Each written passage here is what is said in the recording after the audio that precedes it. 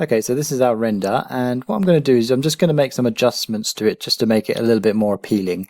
So this is a little bit kind of depressing and blue at the moment, which is great, but I think I'm going to go for a bit more of a brighter look. So just going to adjust a few things like the camera and placing of a few objects. So this is just an example of how you can change the look of it by just changing a few little things. So I'm just going to give myself another view here by pulling this down, and then I'll just first of all change the camera here. So if I change to lock camera to view, if you remember, we've locked our camera. So if you select your camera and then click on unlock, okay, now we can move it around. So I'm just going to come a little bit this way, just because this is quite a lot of empty area here. So if I come that way a little bit, and what I'm going to do is I'm going to increase the angle of view so that this looks a bit bigger. So I'm going to go to the camera and maybe change this to 35. Okay, so now we've got a bit more perspective in there, and I'm zooming in a little bit. Okay, and just adjust this a little bit. Okay, cool. So I'm just going to lock that just in case I move it. And then what I'm going to do is move some stuff around. So let's just move this chair. And before we do that, actually, let's move the light. So I'm going to rotate the light here. Take this light and just rotate it so that we get a bit more light here. And what I'm going to do is I'm going to rotate it around. Look at which way it's pointing this way. So if it comes towards you, it will show some highlight on the actual object. So if I watch this as I rotate it around, you're going to start to see a highlight there, see? And so what I'm going to do is just, don't want it to be so extreme, but I just want a little bit of highlight there just because it looks a bit more shiny, and I want this area to be lit a bit more. So I'm going to do something, maybe bring it around a little bit more.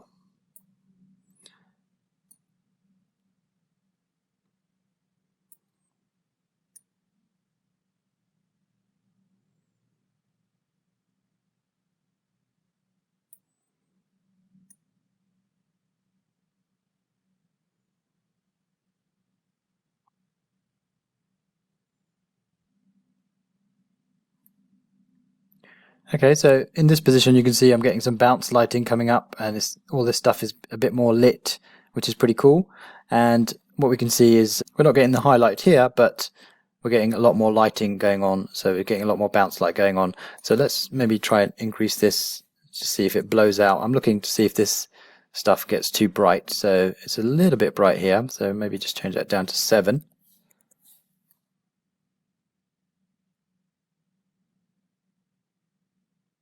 Okay, and I'm just going to move this table over. So I'll just move it over a little bit. We can move it along with the chair as well. I'm going to hold down Shift and click on the chair as well, and just use my move tool. Just move it over a little bit.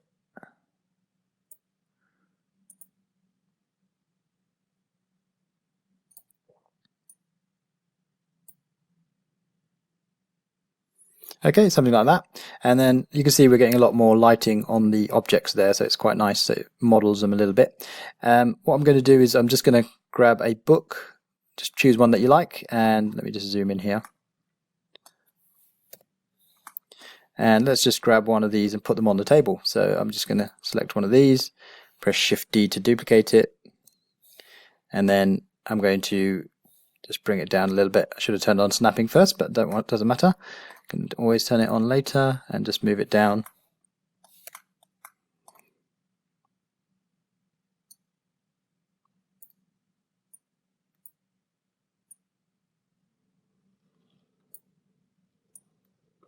Just looking at this here, I'm going to move it into the light and turn off snapping.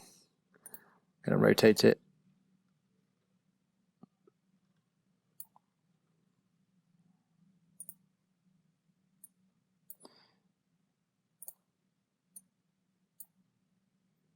And let's rotate it a little bit. I've got snapping on again. There we go.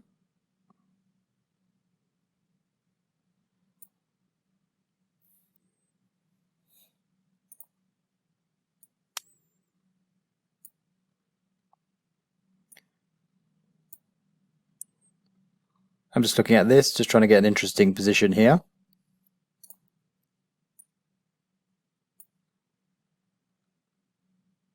Okay, something like that. And then what I can do is duplicate this guy.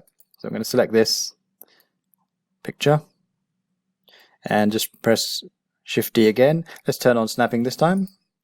Shift D and bring it over here and then click.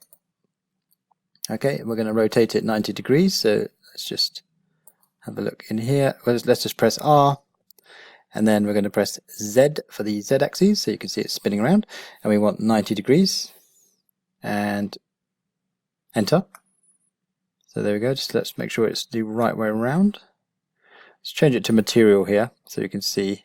Change this to material. Okay, yeah, that's the right way around. Alright, and then we can move it against the wall here. So let's just use the move tool and move it against the wall. And of course we're not going to have the same picture, so we can change the picture if we want to. Let's scale this a little bit. But in fact I can just leave this as a mirror because you can see it's pretty shiny there. So I'm just going to leave that the way it is because it's actually looks like a mirror. So I'm just going to leave that. Maybe change the shape of it a little bit, say a scale in the X direction. So we can make it like this, and then scale in the Z direction. So I'm pressed S and then Z. Okay, and then move it down a little bit so it's in line with this. Okay, so it's like a dressing mirror or something. And then I'm going to select this guy. You can see it's kind of going through this a little bit. So I'm just going to move it up a tiny bit. So just going to move it up, just turn off snapping here. Just a little bit, just so it doesn't go through. There we go. And then maybe I'll just smooth that a little bit more. So if I just go to the modifiers here, you can see it's smoothed 2 times. So it's added polygons twice. And what we're going to do is change that to 3 just to make it a bit smoother.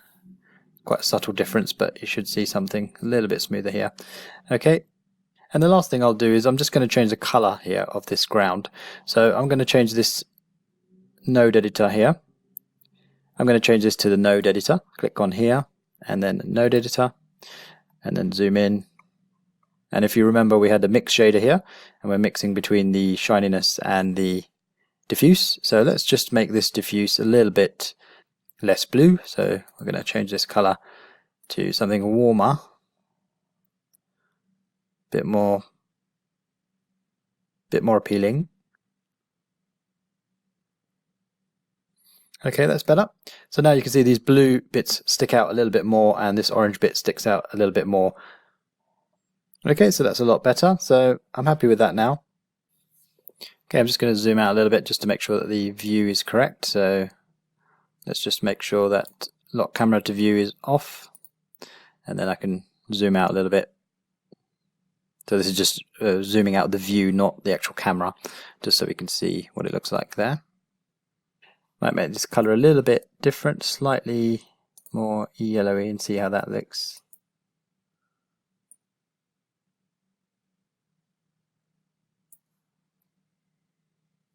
There we go, just make that stand out a bit more. Okay, so then once you're happy with that, I'm just going to save it there and go to File, Save As. It's always good to save before. I'm just going to call this Final.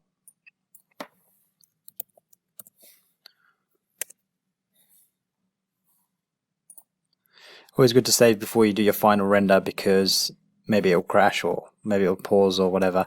I don't know. Okay, so we can come over here and we can go to render, and instead of doing the so in the previous lesson we rendered it and then we saved it from the view, but what you can do is you can actually save it directly in here. So if you put in a location here, so you can put in where you want it to go and put in a name there. So I've put in room and where I want it to save, and I've changed this to PNG. I'm going to change the compression to 0 here, and then what you can do is you can change the start and end frame to 1 and then just press render animation. That will render 1 frame and save that image out. Okay, so I'm just going to press that and render my final image. Let me just do this at full size here this time, 100%. And of course this is going to be 4 times this speed, so it's going to be a lot slower. So just be aware of that if you are rendering this. So just press render. So you can just press render to render your final scene. So I really hope you enjoyed this course. I look forward to seeing what you guys create. Hopefully you'll create something different, and you'll have different pictures, different colors, different lighting. You can move things around, change things, and I've shown you basic techniques which you can use to make your own object. So think about what you might have in your room, different looks and feels. I'd love to see what you guys create using Blender.